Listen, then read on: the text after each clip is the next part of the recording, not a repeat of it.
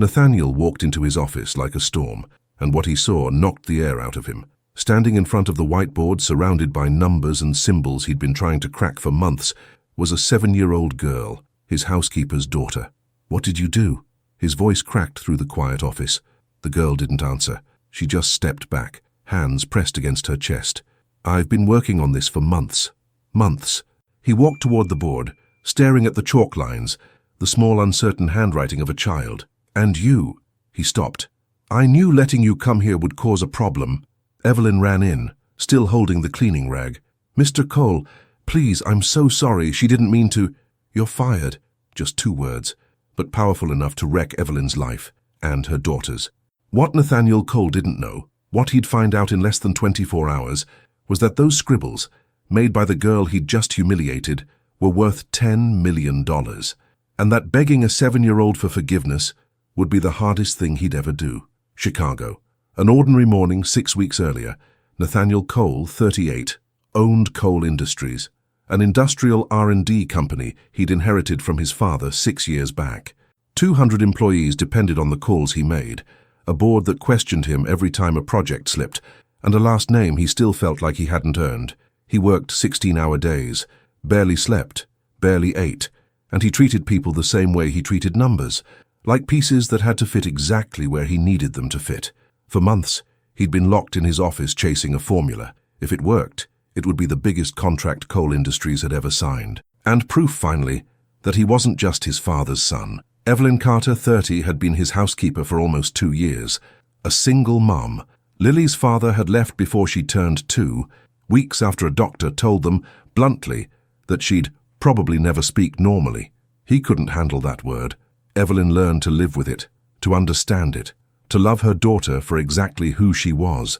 Since then, it had just been the 2 of them. No family nearby. No one to call when things got hard. And that week, things had gotten hard. School was out for summer and she had nowhere to leave Lily.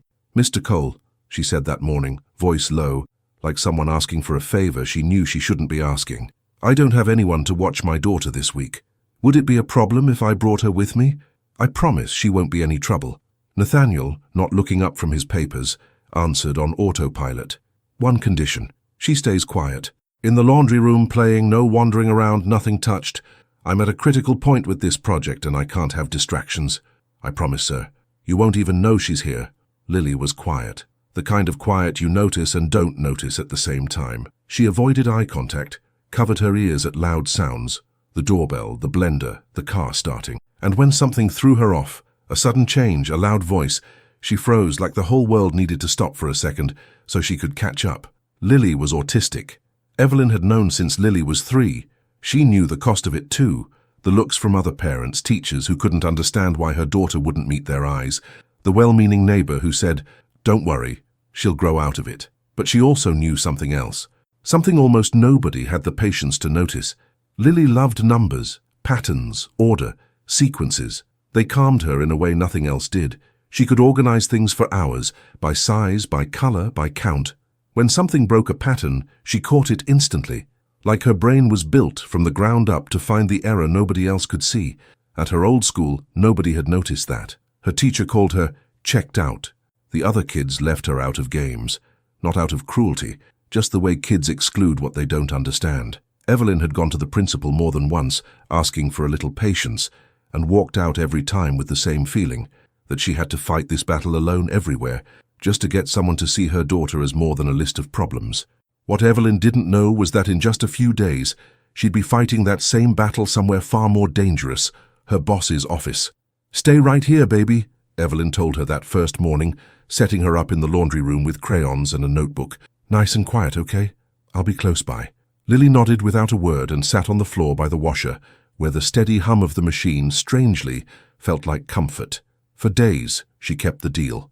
She drew perfect circles, counted floor tiles, 16 per row, always 16, lined up her crayons by shade, light to dark. Once or twice, Nathaniel walked past without stopping, barely registering her. One time he caught her lining up crayons with a precision that struck him as strange for a second. He didn't think twice about it. His head was somewhere else, until the day she didn't stay put. Nobody knew exactly what got her up. Maybe a sound. Maybe it was just that, For once, the hallway door had been left open, and on the other side was something that grabbed her attention completely. A whiteboard, covered in numbers. Lily walked toward it.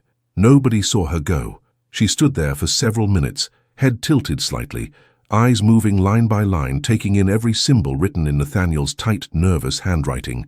And then something clicked. There was an error. She couldn't have explained how she knew. She just knew, the same way she knew without counting how many stairs were in each flight of her building. She grabbed the eraser, and line by line she wiped the whole board clean. Then she picked up the marker and started over, from zero. That's exactly when Nathaniel walked in. The scene we already know played out. The shouting, the fear in her eyes, the apology Evelyn never got to finish, and those two words that closed the door behind them for good. "You're fired." Evelyn took her daughter's hand and left without another word, not because she had nothing to say, because she knew nothing would change his mind. That night, Lily wouldn't eat. She sat on her bed, knees pulled to her chest, whispering, "I ruined it. I ruined it." Evelyn sat beside her, slow, not touching her yet, waiting for the moment her daughter was ready for contact. "You didn't ruin anything, baby. Sometimes grown-ups yell about things that have nothing to do with us. It's about whatever they're carrying around inside." Lily didn't answer, but that night, for the first time in months, she let her mother hold her until she fell asleep. That same afternoon, Nathaniel had the biggest meeting of the year. Investors were coming at 4 to review the project, the same project he thought a 7-year-old had just destroyed. He walked into the boardroom sick to his stomach, rehearsing an apology, a way to buy more time. But nothing went the way he expected. The investors got there first. When Nathaniel walked in, they were already standing in front of the whiteboard, the same whiteboard, murmuring to each other with expressions he couldn't quite read. Nathaniel, Richard Sullivan, his partner of 6 years, the man who'd stood by him since he took over the company. "How did you do this?" "Do what?" Richard pointed at the board. "This. The fix. We've been stuck on this variable for months, and suddenly..." He stopped for a second, smiled, genuinely blown away. "It's brilliant. Genuinely brilliant. We can present it exactly as it is. Let's start right now." Nathaniel went silent. This wasn't what he'd expected to hear. An hour earlier, alone in his office, he'd stood in front of that same board with his heart in his throat, staring at what was left. Numbers he didn't recognize. Symbols in an order that wasn't his. No notes. No backup. Nothing to show the investors except what looked at first glance like a child's scribbles. There was no time to rebuild it. No time to fake it. All he could do was walk into that room and explain why months of work had turned into this. And yet, here he was, listening to his own partner call it brilliant. It was only then, following Richard's gaze, that Nathaniel really turned to look at the board for the first time since walking in. He wasn't looking for the mistake anymore. He was trying to understand it. And there, line by line, he started to see it. These weren't scribbles, it was a sequence, clean, logical, each step leading naturally to the next, solving the exact variable he'd been stuck on for months, solving it in a way he hadn't even considered, almost like someone had written the skeleton of an algorithm instead of a chemical formula. The air left his lungs. "I need to review this carefully before we present it formally," he said, buying time, his voice barely steady. That night, alone in his office, he compared every stroke to what little he remembered of Lily's handwriting from the drawings Evelyn had once proudly shown him. The reversed numbers here and there, the uneven pressure like a hand still learning to write with confidence. There was no doubt left. That was the night something cracked inside him, a small uncomfortable fracture, and he had no idea yet how deep it would go. 15 days later, the project was approved and sold to the biggest buyer in coal industry's history, $10 million. The board congratulated him. Richard toasted him in front of every partner. The local business press even ran a short piece about the genius move of the young CEO who'd finally stepped out of his father's shadow. And Nathaniel, instead of feeling the victory he'd imagined for months, felt something else entirely. Shame. A shame that kept him up at night. That sat with him in every meeting. That followed him every time someone said the word genius about his work. He went looking for Evelyn that same week. He found her in a small apartment on the outskirts of town, peeling paint on the walls, a burnt-out bulb over the door. He knocked with a kind of nervousness he hadn't felt in years. Not even the day he signed the biggest contract of his career had made him this anxious. Evelyn opened the door, and her face changed the second she saw him. "What are you doing here?" "I need to talk to you about Lily." You already said everything you had to say. Her voice was steady, but it shook just slightly. The day you threw us out of your house. Evelyn, listen to me. What Lily wrote on that board, it was the answer. The one I'd been chasing for months. We just sold the project for $10 million. Silence. A long, heavy silence. And that's why you're here. Because now that you know it was worth something, you want to say sorry? That's not it. Then what is it? Nathaniel didn't have an answer ready, and that hesitation said more than any speech he could have prepared. I want to give back what I took from you. I want you to know I was wrong. And I already told you we don't need your pity. It's not pity, Evelyn, it's justice, and also, he paused, searching for the right words. I also want to ask you to come back and work for me. I'm not coming back. Why not? Because I already have a job. At a friend's pizza place. It's not much, but nobody yells at me there, and nobody yells at my daughter for something she didn't even know was wrong. Nathaniel looked down. Can I see her? Can I talk to her? Evelyn hesitated. Finally, she stepped aside. Lily sat on the living room floor, sorting puzzle pieces by color. The second she saw Nathaniel walk in, she jumped up and bolted behind a curtain, hands clamped over her ears. Something in his chest broke, seeing that. This little girl was scared of him. Baby, it's okay, Evelyn said, moving toward her slowly. He's leaving. Nathaniel nodded, defeated, and walked to the door. But before he left, he stopped. Evelyn, I know I have no right to ask you for anything, but I need one chance, just one. Let me prove I'm not the monster I looked like that day. Evelyn looked at him for a long time, arms crossed, years of disappointment behind her eyes. We don't need your guilt trip. It's not that. Everything you think about us, you already made clear that day. With those words, I knew bringing you here would cause a problem. To her. You said that to her face, like it was her fault for existing. Nathaniel closed his eyes for a second, like hearing the words again in Evelyn's voice hurt more than saying them himself ever had. I know, and there's no taking that back. But let me at least try to build something different. The seconds stretched out. You can come around every once in a while, but if she gets scared again, if you upset her one more time, you don't come back. Understood? Understood. The first attempts were, at best, clumsy. Nathaniel showed up one afternoon with a bag full of toys, dolls, a soccer ball, a cartoon puzzle he hadn't even looked at before buying, a stuffed animal the size of a couch cushion. Lily looked at them from across the room, didn't move, and finally shook her head and walked to her room. She doesn't like normal toys, Evelyn told him, with a little pity for his confusion. She likes numbers, patterns, order. If you actually want to reach her, you need to learn to speak her language, not yours. Nathaniel took notes, literally. That night, he typed everything Evelyn had said into his phone, like it was the most important variable he'd ever studied. Next time, he came with a 1,000-piece puzzle, a book of logic riddles, and a small chess set. Lily went for the chess set, not to play, just to line the pieces up in perfect rows, sorted by height. Nathaniel sat across from her, silent, and for almost an hour just watched her arrange and rearrange the pieces without saying a word. It wasn't much, but it was a start. One Thursday, driving her home from therapy, Nathaniel left the radio on, like always. A few seconds later, he caught her in the rearview mirror, hands over her ears. He switched it off immediately. Better? He asked, not waiting for an answer. She lowered her hands slowly. He told Evelyn that night, almost like reporting a discovery. She likes it quiet, I noticed today. About time, Evelyn said, half smiling, and used the moment to teach him a few more things he'd missed. That sudden changes threw her off more than anything else. That when she got overwhelmed, counting quietly 2 by 2, always 2 by 2, helped her settle. Nathaniel listened to every word like it was the most important thing he'd studied in years. And little by little, without realizing it, he started getting more right than wrong.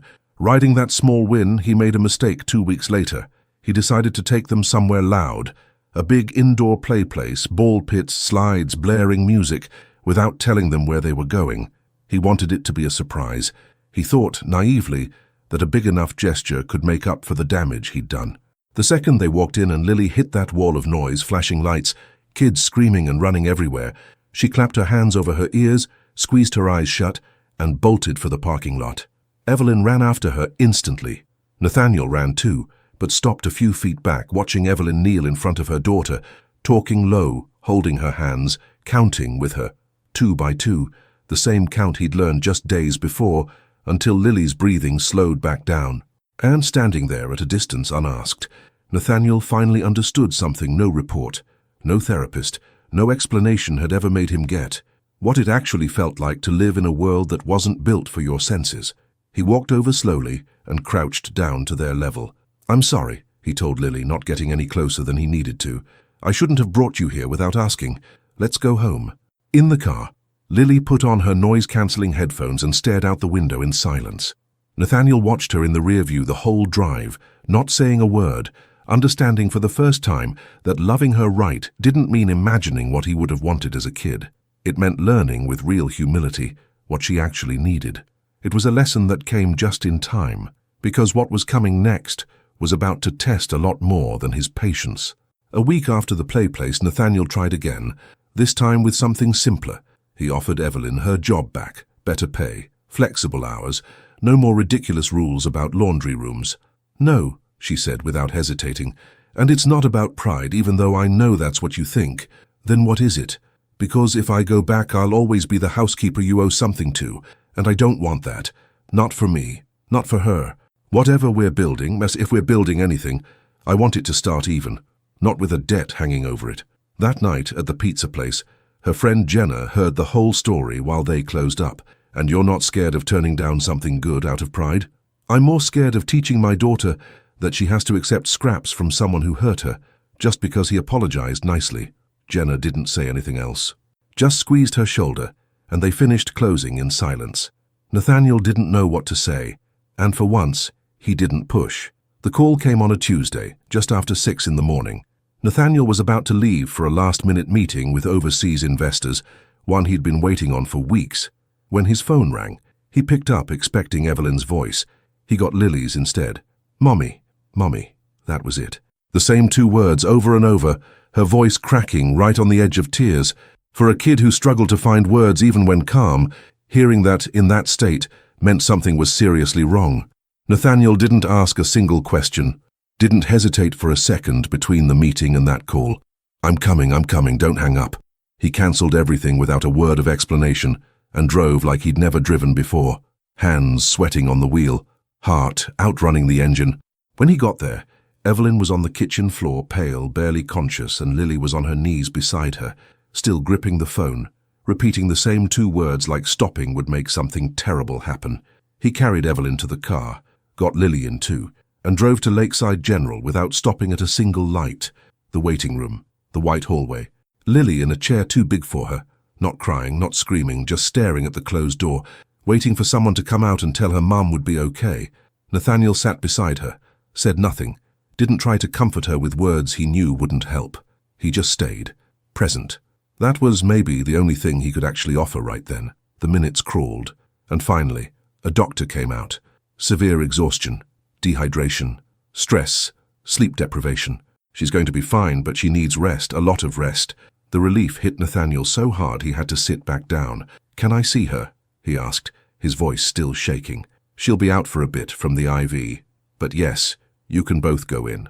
Lily went in first, walking slow, and climbed carefully onto the edge of the bed, just watching her mother's sleeping face, like she needed to check with her own eyes that she was still breathing. Nathaniel stood by the door, feeling for the first time like he didn't belong in that room, and like no business meeting of his life had ever mattered as much as just standing there, waiting. It was in that waiting room that the full weight of what he'd caused finally hit him. Since the day he fired her, Evelyn had been working nights at the pizza place, trying to keep her daughter afloat on what little she made. He'd already offered, weeks earlier, to give her job back. She'd turned him down, out of pride, out of dignity, out of not wanting to owe anything to the man who'd humiliated her, and that pride had almost cost her her health. When he drove them home, he saw for the first time what he'd never bothered to look at. The fridge nearly empty, a little rice, a half-gone carton of milk, a shut-off notice taped to the door, a letter from the building manager about back rent. Without a word, Nathaniel took every paper, every bill, every letter. By the next day, it was all paid off. That afternoon, he took Lily to the grocery store. Evelyn was still resting. It turned into the first truly light afternoon the two of them had ever had. Nathaniel would put broccoli in the cart. Lily would take it out the second he looked away. He'd put it back, she'd quietly take it out again and leave it on the nearest shelf, like it was some silent game they both understood without a word.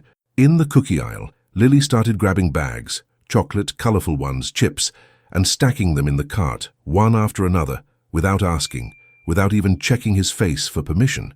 Nathaniel let her, and for the first time since he'd met her, he saw her smile, just a little, the smallest curve at the corner of her mouth, but it was enough to feel like the biggest win of his career. Over the next few days, while Evelyn recovered, Nathaniel stuck around to help.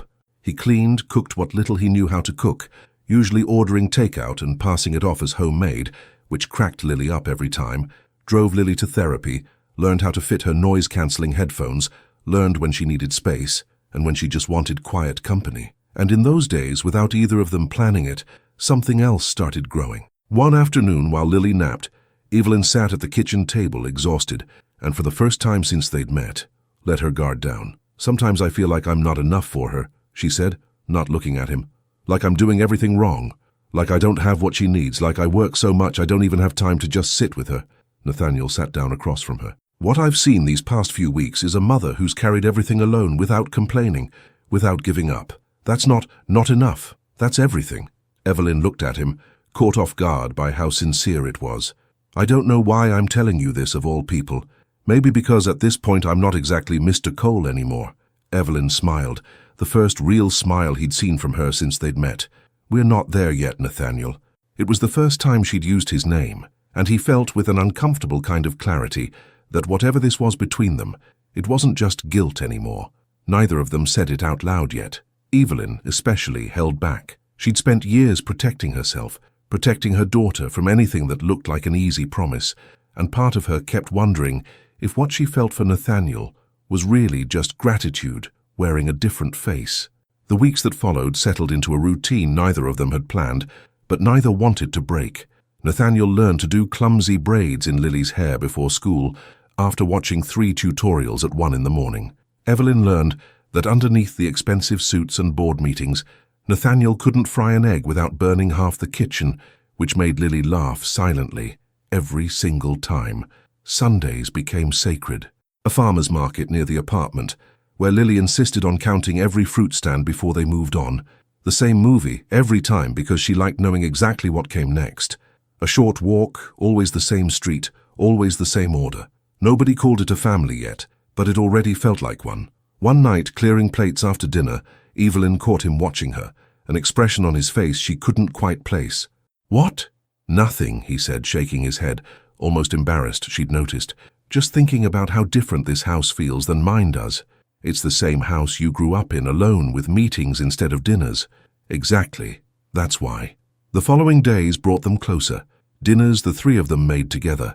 Conversations that ran long, like neither of them wanted them to end. One evening, while Lily worked on a puzzle in the living room, Evelyn and Nathaniel ended up on the balcony, sharing coffee that had long gone cold, talking about everything and nothing. "This is strange," she said at one point. "You're my boss, or you were. You live in a different world, Nathaniel. Boardrooms and million-dollar contracts. I clean houses to make rent. You're not cleaning my house anymore. That doesn't change the rest." "Evelyn, the only thing that's mattered to me these past few weeks has nothing to do with contracts." She didn't answer, but she didn't step away either. A few days later, with the house back in order and Evelyn nearly recovered, Nathaniel sat on the living room floor, exhausted after an entire afternoon of cleaning and organizing.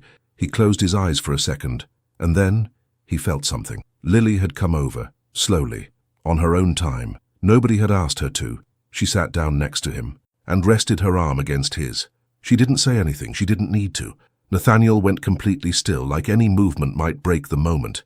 He felt his throat tighten, his eyes burn. After everything he'd done, after words he never should have said, this little girl, without asking for a single explanation, without wanting anything in return, was giving him something that looked a lot like forgiveness. From the kitchen doorway, Evelyn watched them in silence, one hand over her chest, unable to hold back her tears. That's exactly when the hardest test of all showed up. Richard called one morning, his voice tight. "I need you to come to the office. It's urgent. It's about the royalties on the project." Nathaniel hesitated. He didn't want to leave Evelyn and Lily alone, even though they were doing so much better. "Go," Evelyn told him. "We'll be fine." When he got to Cole Industries, Richard was waiting with a folder and a look Nathaniel knew well, the look of someone who'd already made a decision and just needed everyone else to agree with it. The lawyers are ready to close the royalty contract under the company's name, like we originally planned. No, the credit belongs to Lily. I promised her mother. Richard sighed, and for the first time, Nathaniel saw something different in his face. Not malice, fear. Nathaniel, we have 200 employees, families that depend on this company. If word gets out that the formula that saved us came from a 7-year-old who doesn't even work here, do you know what that does to our credibility with investors? We could lose everything, everything your father built. For a second, Nathaniel hesitated. Richard's concern wasn't crazy. There was a real risk, and he knew it. I get the risk, but I'm not building this company's future on a lie, or on the silence of a little girl I already hurt enough. I know you feel guilty about how you treated her. I get it, but this is how careers get built, Nathaniel. Forget them. We sign this, we move forward, and the project stays something the company developed in-house. That's simple. It's not that simple. She's a kid, Richard said, lowering his voice, dripping with contempt that wiped out any sympathy Nathaniel had felt a second earlier. She doesn't even understand what's at stake. If you're really going to risk $10 million, 200 jobs, for some weird kid who can't even look you in the eye. Something snapped inside Nathaniel. His fist moved before he could stop it. Richard went down, holding his jaw, eyes wide with shock. Don't you ever, Nathaniel said, his voice shaking with rage, talk about her like that again. And if you ever try to take what's hers, I will personally make sure you go to prison. The silence that followed was absolute. Richard, still on the floor, just stared at him, saying nothing else. Days later, without telling anyone else at the company, he sent Nathaniel a short, awkward, handwritten apology. It didn't undo what he'd said, but in his own clumsy way, it was an admission that he'd been wrong. That same afternoon, Nathaniel signed the documents naming Lily Carter as the sole creator of the formula that had generated $10 million in sales. Her name, not the company's, not his own, went down as the source of the solution. Then he went straight to find Evelyn. He brought an envelope with him. This is Lily's share of the profits. Like I promised. Evelyn looked at the envelope but didn't take it. What Nathaniel didn't realize was that the money, after everything they'd been through, was going to be the easy part of this conversation. I don't want your money. Evelyn, I don't want her growing up thinking she's only worth something when she's useful to someone, that people only love her when she solves their problems. She's going to spend her whole life dealing with people who underestimate her, and I don't want her learning that love comes with conditions too. The words landed heavy in the quiet room. Nathaniel took a breath. It's not just the money, Evelyn. It's a real chance. A school that actually understands kids like Lily. Therapy that helps her communicate on her own terms. I'm not paying you for what she did. I'm giving her what she deserves, whether she ever solves another formula in her life. Even if she never touches a whiteboard again, whatever she decides to do, this is hers, because of who she is, not what she produces. Evelyn looked at him for a long moment, eyes shining, and this time she took the envelope. Thank you, she said, voice breaking. Not for the money, for understanding the difference. The months that followed brought changes neither of them could have imagined weeks earlier. Lily started at a specialized school, with teachers trained to work with kids like her, where silence was never mistaken for disinterest. The first day she refused to get out of the car for almost 10 minutes. Evelyn waited beside her, no pressure, until Lily walked in on her own. Weeks later she came home with a drawing made by a classmate, 2 figures holding hands with a note that said, "Friends," and hung it on her bedroom door, the first drawing from someone else she ever chose to keep. In therapy, little by little, new words started coming. The first time she told Nathaniel thank you, he had to step into the hallway so she wouldn't see him cry. Evelyn left the pizza place. Not because Nathaniel asked her to, but because in her own time she decided to take a job at Coal Industries, not as a housekeeper, but as the coordinator of a new program, inspired by Lily, built to support other kids whose talents the world too often failed to recognize. And between Nathaniel and Evelyn, what had started as quiet moments in a kitchen slowly became something neither of them named for a long time. A hand that lingered a second too long. A look that didn't need an apology behind it anymore. The habit of finding each other at the end of every day for no reason, because the day just didn't feel complete without it. One night, after putting Lily to bed, Nathaniel and Evelyn stood on the balcony, like so many nights before, but this time something was different. Evelyn, he started, with an awkwardness he never showed in a boardroom. I know we started in the worst possible way. I know I hurt you, and both of you. In a way I don't know if I'll ever fully make up for, but I don't want to keep pretending what I feel for you is just gratitude." Evelyn looked at him, silent for a long moment. "I can't keep pretending either," she finally said. And there, under the soft balcony light, without needing another word, they stepped toward each other, and whatever had been quietly growing between them for months finally found its place. A year after that night, Nathaniel proposed. Not with a ring hidden in a champagne glass or a crowd clapping. Just an ordinary Sunday in the kitchen, while the three of them laughed over a batch of burnt pasta. He got down on one knee right there, apron still on, and she said yes before he even finished asking. Lily, sitting at the table, watched the whole thing carefully. After a few seconds of silence, she simply said, "Now you'll finally have my last name." It wasn't exactly true, and they both knew it, but neither of them had the heart to correct her. 2 years later, in a sunlit classroom, Lily stood in front of a whiteboard, quiet, focused, same as always. But this time, nobody was yelling. Nobody made her feel like she'd done something wrong. She was working through a new problem, one she'd set for herself, with the same calm she used to sort her crayons, light to dark. From the hallway window, without interrupting, without getting too close, Nathaniel and Evelyn watched her, hand in hand, proud, quiet.